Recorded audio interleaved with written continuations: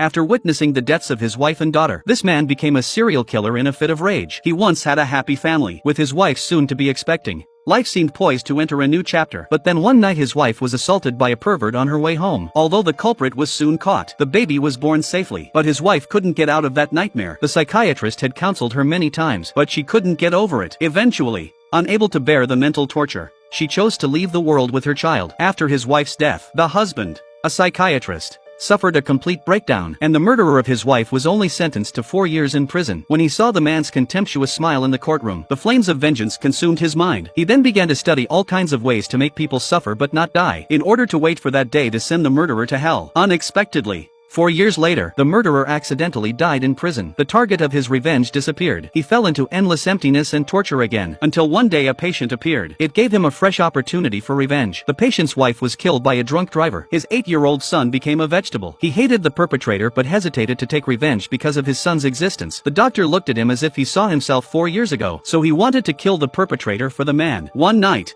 the doctor found a chance to charm the perpetrator and tied him to a cross. Then he swung a sledgehammer and hit him without hesitation. As the patient watched his enemy die, a long-lost piece appeared in his eyes. The doctor felt the satisfaction of redemption for the first time. Since then, he has treated 10 consecutive patients who suffered serious injuries. Each time, a new body was born. He became a serial killer who shocked the nation. Now the doctor has reached out to Lisa, the female reporter, and he's confessed to being the serial killer and asked for a private interview. Lisa immediately relayed the news to her police officer friend Jack, but Jack thinks he might be a psychopath. He suggested that the case should be reported to headquarters immediately, but Lisa was banned from interviews because of an earlier mistake. If she could seize this opportunity, it's her only chance to make a comeback, and the doctor told the reporter he'd kill again in 3 days. If Lisa can come, he would give the reporter a chance to save her life. So Lisa followed his instructions and went to the hotel. When she checked in, she noticed that the hotel security cameras were all being repaired. The receptionist just smiled and said it would be fixed soon. Before entering her room, she left her spare key card in the lift. Then she went into the bathroom and hid a miniature walkie-talkie in her ear. It was the only way she could keep in touch with Jack. Soon after Lisa entered the room,